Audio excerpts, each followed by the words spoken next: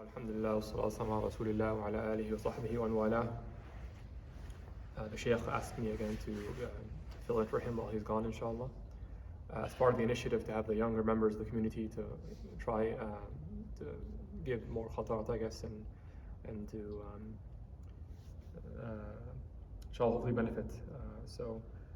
I wanted to continue the theme the last time I spoke about basically reconnecting our hearts to Allah and to prioritize basically kind of what we focus on as Muslims.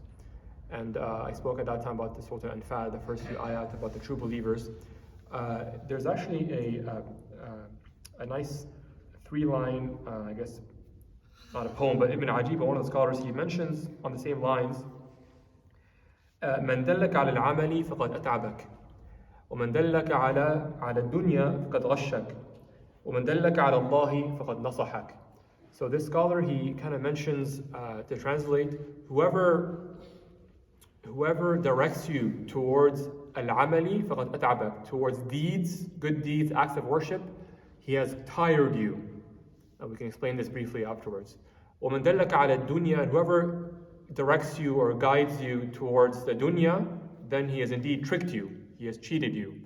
And whosoever directs you or instructs you or guides you towards Allah, then that is the person who has truly given you good advice, given you, who قد نصحك, gave you true nasiha. That is the one who's given you good advice. And about the first point, what does it mean that whoever directs you towards al-amal, towards deeds, he has tired you? This, he and others explain kind of what I mentioned last time, that for us to focus so much on deeds, on acts, on worship, acts of worship, without reconnecting that to the fuel, to the reason behind that worship, it's very easy to be bombarded and overwhelmed by the difficulties that may present themselves or that may be involved with those worships. Right? What makes it a lot easier for us to do the worship is to remember why we're worshiping and to whom we are worshiping. But yet many times in the da'wah we focus much more on the deeds than we are on the person, on the being, on Allah subhanahu wa ta'ala, the one who we're doing the deeds for, the worship for. And so, I've done this experiment a couple times. What is the first thing that you think of when you think of Allah subhanahu wa ta'ala? Right? Many Muslims, in my personal experience, they are blindsided by questions like this. Another way to ask it is, if you were to think for yourself, how would you describe your personal relationship with Allah? How would you describe your personal relationship with Allah subhanahu wa ta'ala, your creator? Many people, they struggle with questions like this, and because they don't have a relationship. It's a weak or absent relationship. And one person I asked, I won't mention who it was, but they kind of answered right away, oh, my prayer is I think it's okay, I can do better. But that wasn't the question. It wasn't about your prayer.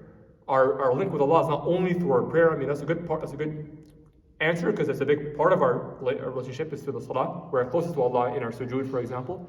But our relationship should be 24/7, our whole lives, not just the 1 hour out of the 24 that we're in prayer.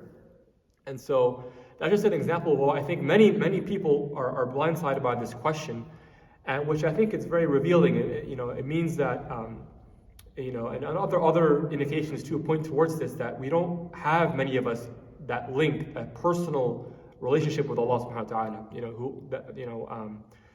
which would help us and nourish us and sustain us during good times and bad times and throughout the day. The Prophet ﷺ was described as remembering Allah. He would remember Allah fi kulli heen, in every moment, in every time, all the time. He was in a process in engaging in remembering Allah, not just in salah, for example.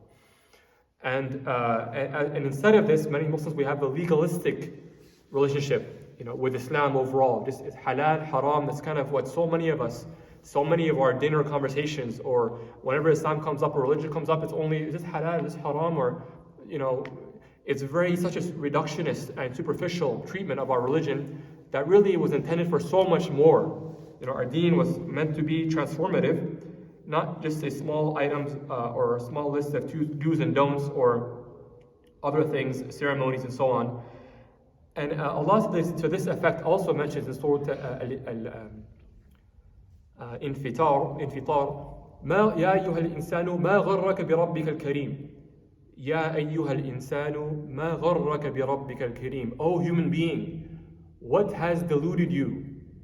What has misdirected you regarding your noble Lord?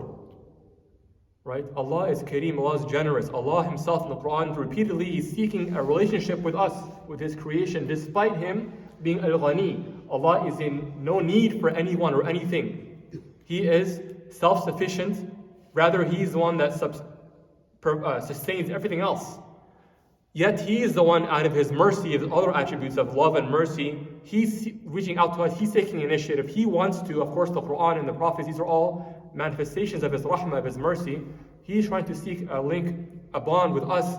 We are the ones often refusing Allah. So Allah calls us out in this rhetorical question: what has eluded you?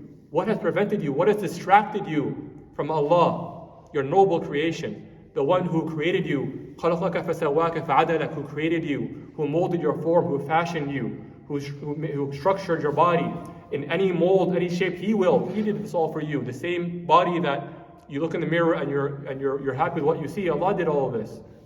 And so it's a crime for us to ignore Allah and as if it's not necessary, and we focus on the 5 pillars or something, as again just the mere acts without the spirit behind the acts. Our scholars mention, we know that the most valuable commodity in our dunya is our Iman. We know in this dunya, the currency is what we see around us, dollars and whatever.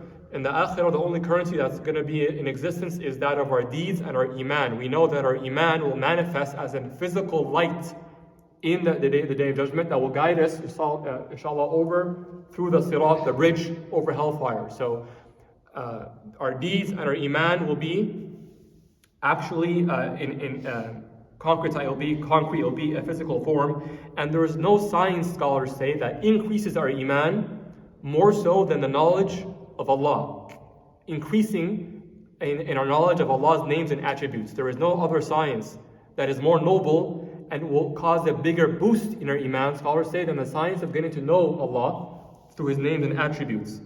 And there are many ways to increase our Iman, doing good deeds in general, seeking other sorts of forms of knowledge, but as they say, Iman increases in many ways, but the highest and the quickest way, rather, to increase it is through knowledge of Allah.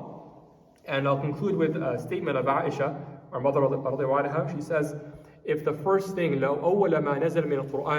if the first thing that was revealed of the Quran, if the first thing that which was revealed from the Quran was أَلَّا تَشْرُبُ الْخَمْرِ, that do not drink alcohol, لَقَالُوا لَا وَاللَّهِ لَن نَتْرُكَ الْخَمْرَ أَبَدًا, the people would have said, no, by Allah, we'll never give up alcohol.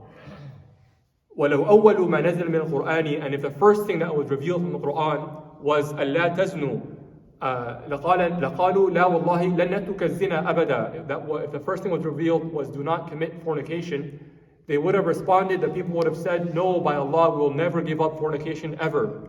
Never.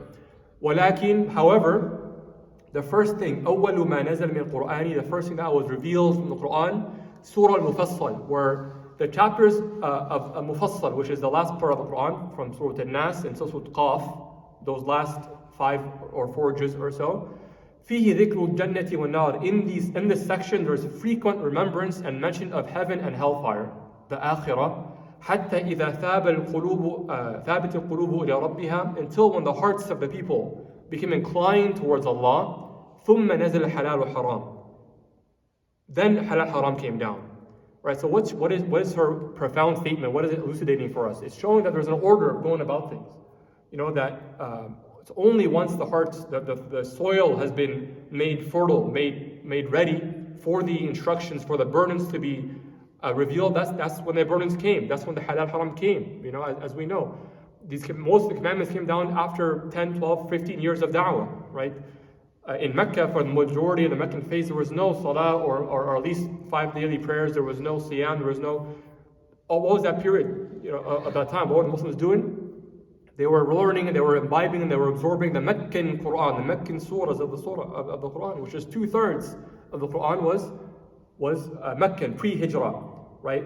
building the theology, the soil, tilling the soil, preparing the believers for what will later become obligations, which they will later do once the order is set properly. When the commandments come, the believers are willfully and happily doing them.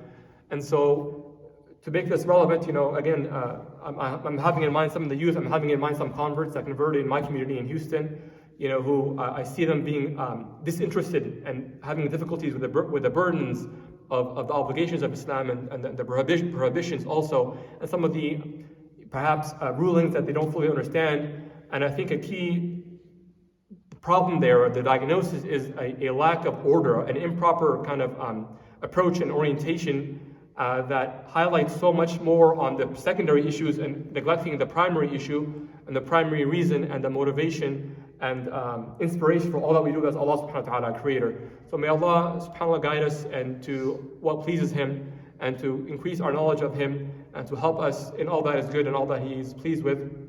Alhamdulillah, wa sallallahu ala sayyidina Muhammad wa ala alihi wa sahbihi ajma'in.